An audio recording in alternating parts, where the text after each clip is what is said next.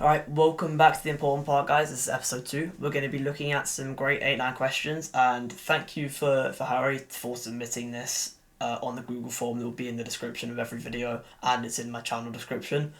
You can submit any subject GCSE paper or some A-level maths if you want, or any topic from anything, any paper, any question. I'll go through it in a video for you.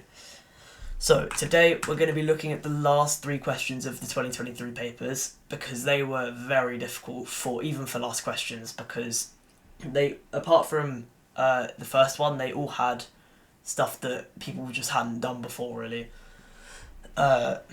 Anyway, we're going to go to the first question. This is definitely the easiest of the 3. It is on quadratic inequalities, and we're going to be finding the region that both of these satisfy. Firstly, we're going to look at this first one. You can see that this is a difference of 2 squares, so we're going to be able to solve this, make it equal to 0, find the roots. We know this is 2.5 and negative 2.5, and we can look at this graph here to find it. So if you look at the inequality symbol over here, this means less than 0, so it's under the y-axis, which means it's this shaded area over here, which means that it's in between 2.5 and negative 2.5, sorry, and 2.5. Now, for the next bit, we can multiply by negative 1 to get this when we flip the sign, but a lot of people get confused by why you have to reverse the sign, and a lot of people just forget in general. So we're going to look at this for a bit. So when you have it equal to 0, you can just multiply by negative 1 and get the same roots. However, when you're using an inequality, you must reverse it, because if you look at the graphs here, you can see that if you want to get the region that's kind of encased in the graph and not the region that goes infinitely outwards, you need to have it either above or under, depending on the status of the coefficient of x squared. As you can see here, you need this region, and this region is, according to the answer of the question, it's the exact same as the roots are the exact same, and it's in between the roots, so it is the exact same, the answer, but you must flip the sign, because if you don't flip the sign, it will be outside the quadratic, like this. So that's just that there. So now we're going to use quadratic factorization methods to solve this quadratic. Just factorize it like this. We're going to solve it, get these solutions, and we can see that this is the region of x.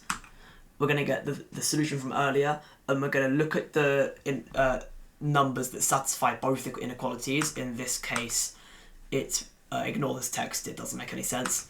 In this case, the 2 areas are negative 4.3 and 2.5, as they satisfy both inequalities here. And we can say that the answer here is this here. We've taken one value from both quadratic inequalities. So we have this octagon question that I'm sure no one has seen before.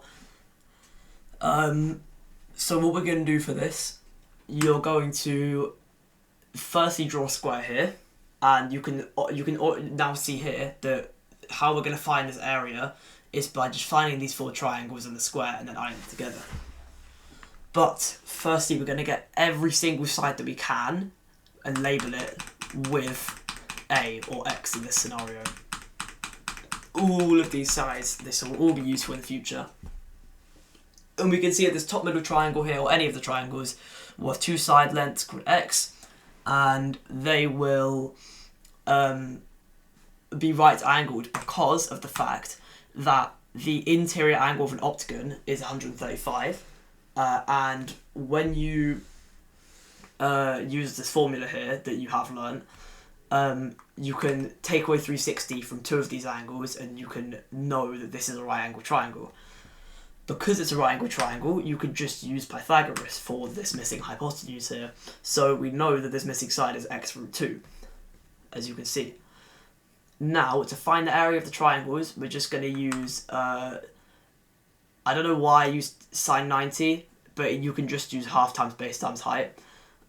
So half times x, which is just half x squared. As you can see here, we're going to label all of these sides with x root 2, just for labelling purposes. So we're going to go to a new slide. We're going to just to keep this diagram for simplicity, and we're going to label the area of the triangle that we found earlier. So for one side of this square, because we're going to need to find the area, we're going to need to multiply two sides together. So we know that this is x, we know that this is x, we know that this is x root 2. We're just going to add them all together to get one side. We're just going to get 2x plus x root 2. And to find the area, we're just going to need to multiply that by itself, which is a double bracket. Now this is a very difficult double bracket to expand. It's very difficult to it's very easy to mess up. So we're going to do it all separately here. So we're going to multiply the two x's together. We're going to multiply the 2x and the x root 2's and the x root 2's themselves together to get this. And then we're going to simplify it to get 6x squared plus 4x squared root 2.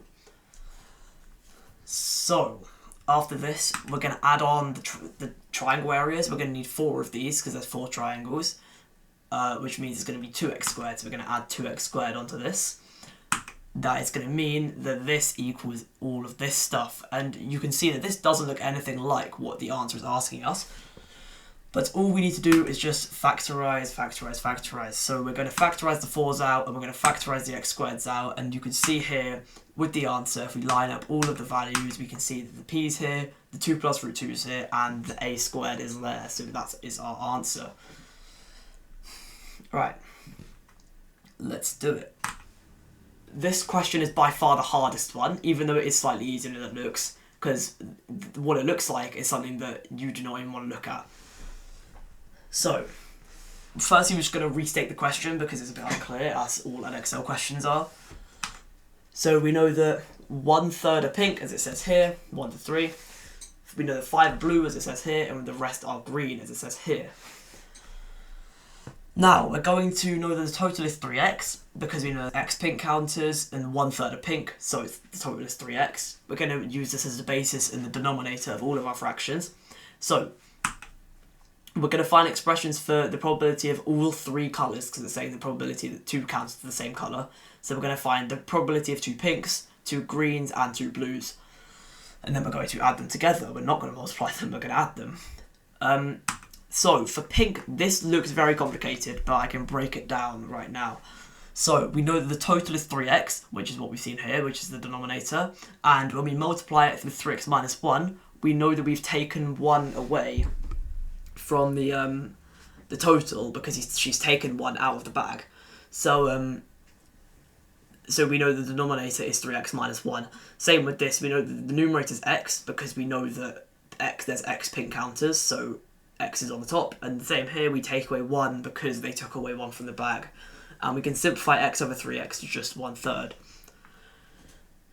Right, so now we're going to find 2 blue. It says here there's 5 blues, so it will be this numerator. The denominator is the same for all 3 because it's the total. And we're just going to take away 1 from both sides, again, like we did here. Same with green. However, we need to know that the rest are green. So 3x is the total. So we minus the pinks from that, which is just x. And then we minus 5 from that to get the rest. So 2x minus 5. Because we have 3x, which is the total. We take away an x, which is the pink. And then we take away 5, which is the blue, to get all of the rest of them. Then we do the same thing, where we take away 1 from both sides because she took 1 out. Now, this was the hard part. You can go back and re-watch because that was quite difficult, especially for GCSE. Now all we have to do is just add them with this convoluted expression here. But it is not as difficult as it looks, because you know that the denominator is the exact same for all 3 fractions, just because it just is. You can see here the denominator is the same. So you can combine all these numerators together, which is what I've done here. The x squared minus x is just these 2 multiplied. The 20 is just these 2 multiplied. And this is just these 2 multiplied. And we're going to expand the 2x minus 5, 2x minus 6, and get this when they're all simplified down. And this is our answer. Alright. Difficult questions today, especially if you're a just average GCSE student. But thank you for watching. Submit your papers in my form in the description for me to do next, and happy revision.